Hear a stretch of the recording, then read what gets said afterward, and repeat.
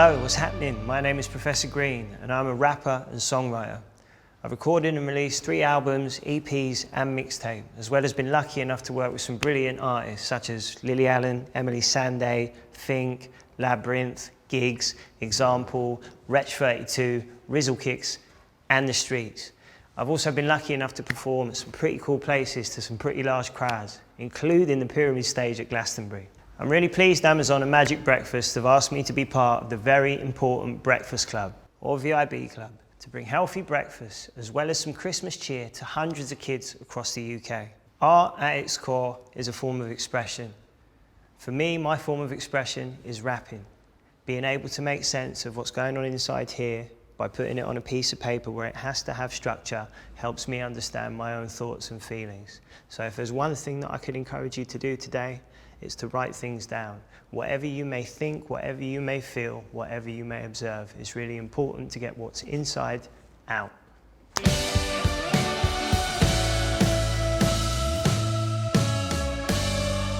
The only instrument that I learned to play at school was the recorder. I'm guessing you've never had a rap lesson in your normal school classes. Now, I'm not your standard music teacher, but hopefully we're going to have some fun today as I teach you some simple tricks to help you all write your own raps. One of my biggest songs, my first #1 single, was also one of my most personal songs. It was a song that I wrote about the lack of relationship that I had with my dad, the lyrics to which began, "As a kid I looked up to you. Only thing was I never saw enough for you.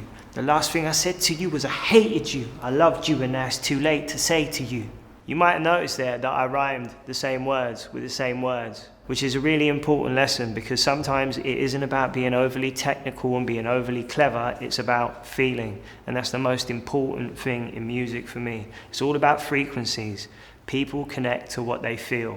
You know, people will always engage with something that they understand. It's very difficult to take very complex emotions and squeeze and condense them and make them concise and fit them into a 3-minute long song. And that's the hardest part of what I have to do. Albeit, rapping gives you a chance to use more words than those who sing. But you still have to think about every word that you use. First things first, you need a subject. Now this has got to be something that you know and care about. It'll be a lot easier to write about something that you have an understanding of. This could be your hobby or your best mate. It could be about your best day or your worst. Now let's think about how we piece things together. Rappers often use things that have a double meaning. Can you think of some examples? What about the word jam? This morning you could have had jam on your toast, jammed your books into your school bag as you frantically got your stuff together in a rush, or got stuck in a traffic jam on the bus, or used that as an excuse for being late to school, or the track that you're about to write could be jam hot.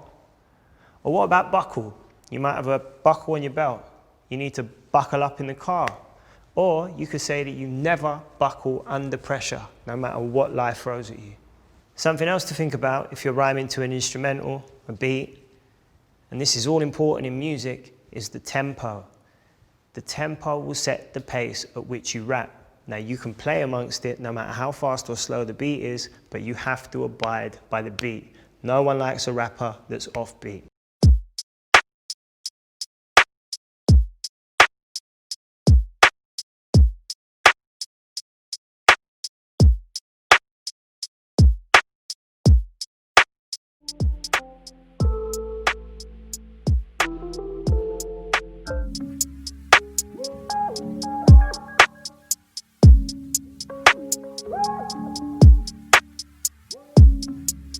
Hearing those beats, I hope you were able to differentiate between what was quicker and what was slower. Did you come up with any ideas of any lyrics that you might use to rap over them? As I don't play any instruments, I always have to work with producers when I make music, and what will normally happen is they'll start playing a piano and they'll find chords which will spark a feeling. You know, if they're playing keys in minor, then it will generally be something more heartfelt and something deeper. If they're playing major keys, it tends to be something more upbeat and happier. But there's no right or wrong way to write a song. It's really whatever method suits you. Sometimes I walk in the studio and I've got a phrase that I've thought of that I want to put to a song, and I might have thought of this phrase 6 months earlier, but someone plays something on a piano or on a guitar or on a synth on their computer, and all of a sudden that phrase pops into my head and it fits to the music. When I was a kid, music was my escape. Putting my headphones on put me almost immediately in my safe place. If I was feeling down, then I'd listen to a sad song. It allowed me to be okay with how I felt. If I was feeling happy or I was feeling angry, there was always a song to fit the mood. And the great thing about music is that if some of you guys are shy like I was as a kid, some of us find it easier to be expressive earlier than others.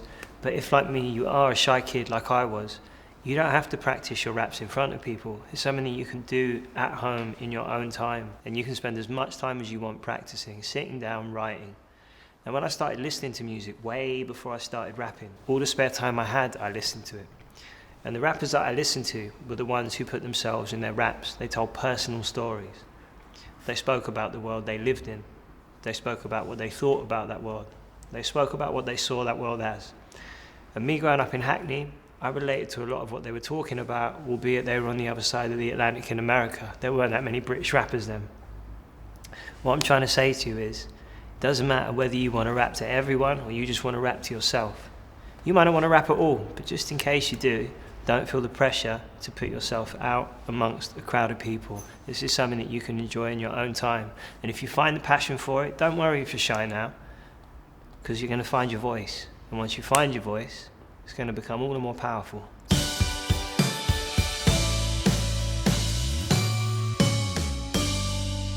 I'm sure you're all aware of social media. If you're stuck on a subject, why not start with that? You know, do it for the love, don't do it for the Insta. Think bigger picture, don't do it for a picture. You don't always have to have the whole phrase at first, right? You can get a piece of paper and just write down a list of words that rhyme, or 2 words that rhyme with 1 word. You can take TikTok and make it rhyme with InShot and wristwatch and all of these things. And then you can figure out how you're going to take those words that rhyme and fit them into your story and make them fit your narrative.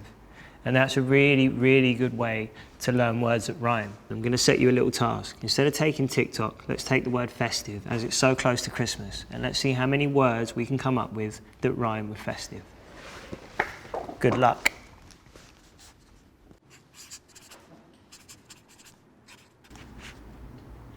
My handwriting is terrible, by the way. I hope you've got better handwriting than I have. That's why I never write my rhymes down. Festive, collective, intensive, possessive.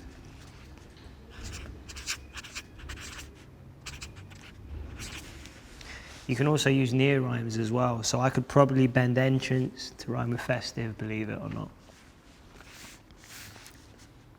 The next part of your task will be to take all of the words that you've written. Here I've got festive, collective, intensive, possessive, aggressive, and fit them into phrases. You're not going to rhyme those words one after the other. You can begin your lines with one of these words, end your lines with one of these words, use one of these words in the middle of your lines, but you have to come up with phrases to create lines which will eventually create the bars which will create your verse. For instance, you can look at writing a song as putting pieces of a puzzle together. You've got all of the language at your disposal, right? Especially if you've got a dictionary next to you. All the words are there. It's just where you're going to put them. And the one thing that I find it hard to do, if we're looking at it as a puzzle and problem solving, is to solve a problem when I'm sat still. I can't think unless I'm moving around. I have to be pacing around. So if you were to see me when I was writing a song, you'd probably think I was crazy, because I'm quite often walking around gesticulating, which is moving your hands, as rappers do, but normally with a mic in one hand, and talking to myself, because that's how I come up with the first line of a song. And after that, that's when I can't explain to you how exciting the moment of conception is when you come up with that first line, or you get that rhyme, you hit a block, and you can't think of the last line of a song, and then you get it. There's nothing else in my life that has ever made me shake my hands of excitement, and it never fails to.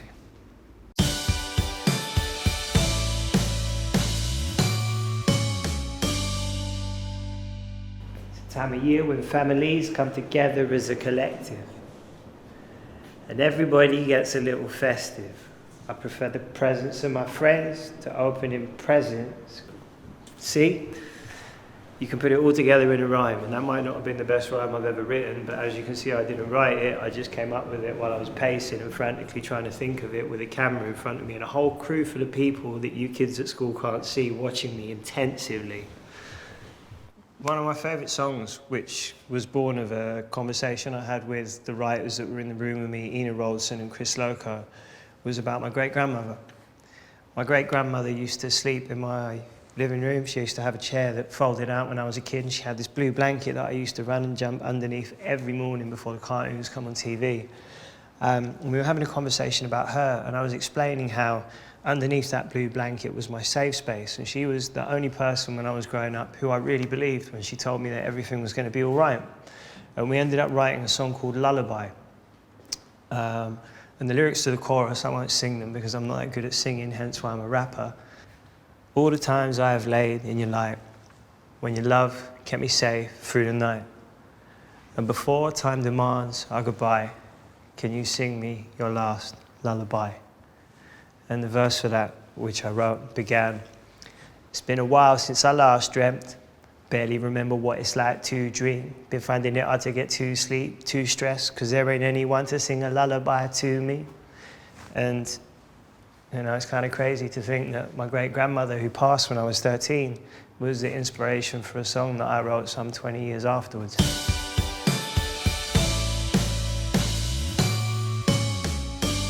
That's all for now. I hope you've enjoyed trying out a few easy ways to write raps. With that as your building blocks and your foundation, you can literally build raps any way you like. Practice every day, rap about everything you see. Annoy your parents over and over and over by rapping at them. One day, I hope to see you on a big stage. You never know where rapping might take you. A huge thank you to Amazon and Magic Breakfast for letting me be a part of this. I've had a lot of fun. I hope you lot have too. Enjoy the rest of your days. And Merry Christmas.